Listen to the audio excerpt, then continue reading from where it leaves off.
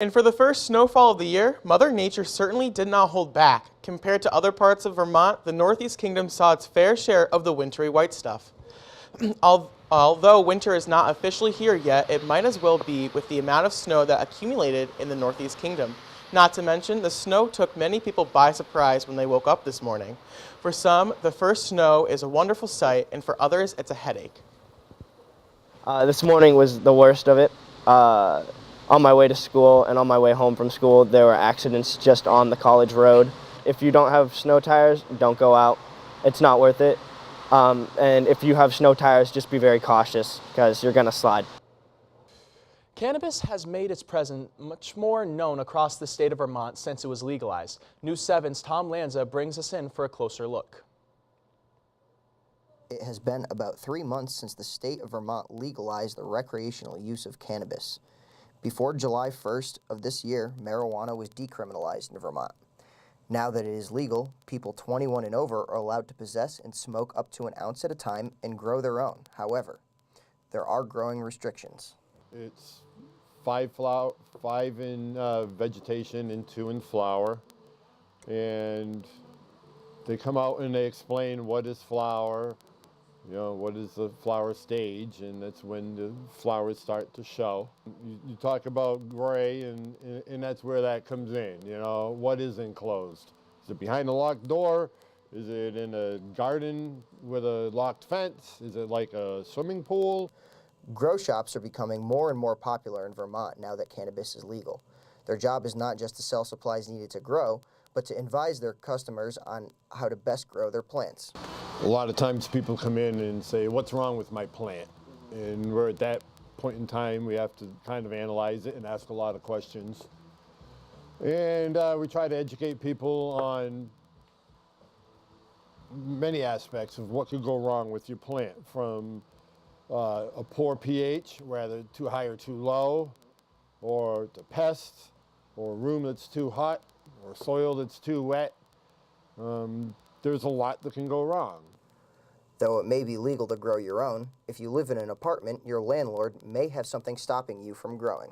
It's suggested by my insurance company, and it makes it clear between federal and state laws. And also, it's a safety concern just for the old houses. I've had one instance where some kids had a grow room and they damn near burnt down the house. Tom Lanza, News 7, Linden. It's been 3 months since the state of Vermont legalized the recreational use of marijuana. Under the law, residents can possess up to an ounce of the drug as well as 2 mature and 4 immature plants. Cannabis-informed co-owner of Green Mountain Grow shop in Lindenville, Ray DeFina, says that there is still some confusion over the law since it was enacted on July 1st. DeFina says many times where people get into trouble is the amount of plants they have growing and where they are stored.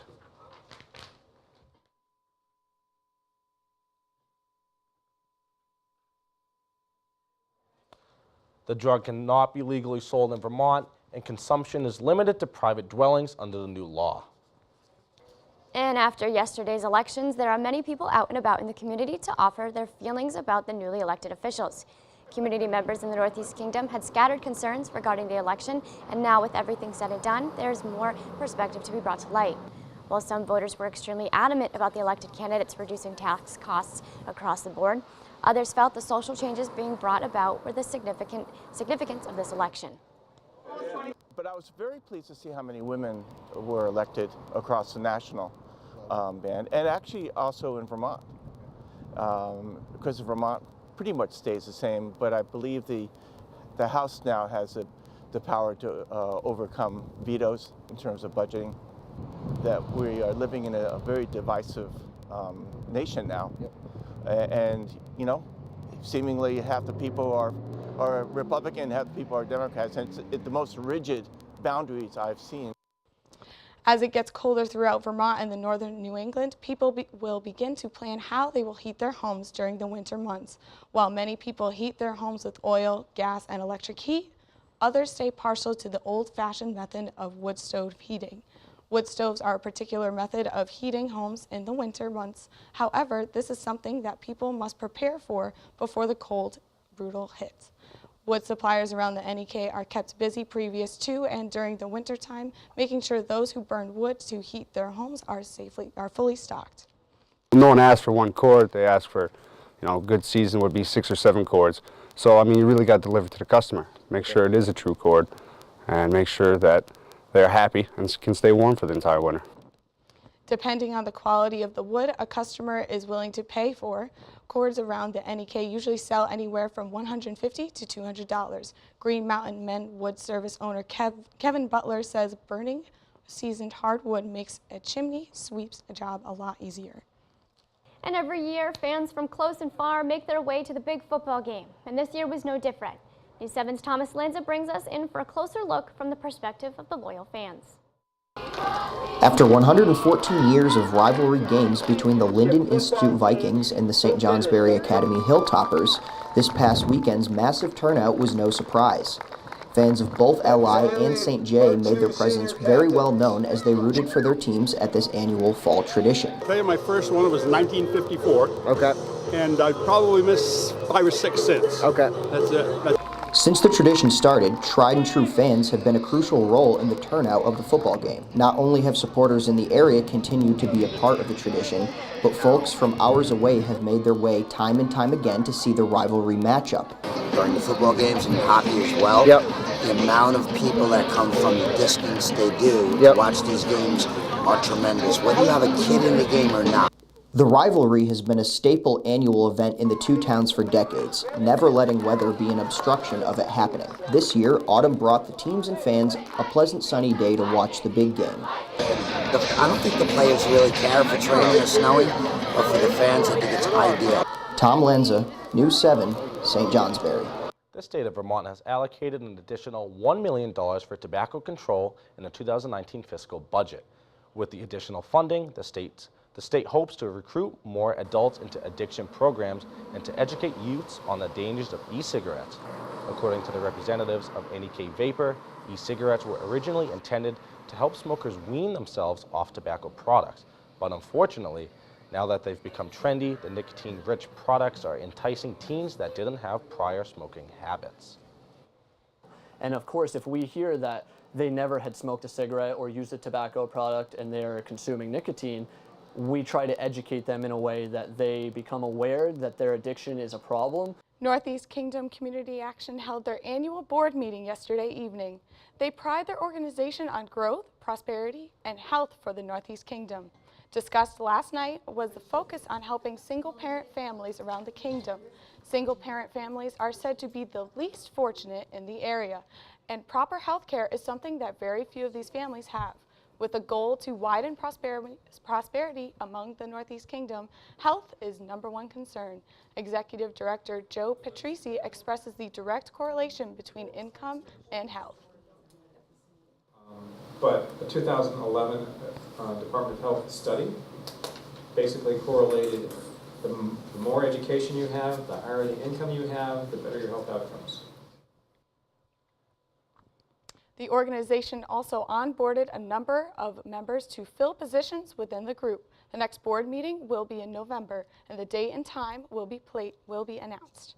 The St. Johnsbury Distillery has recently changed their label to something with a little more of a local feel. Since the early 2000s, the distillery has been known for their rum products with the name Dunk's Mill, founded by distiller Duncan Holiday.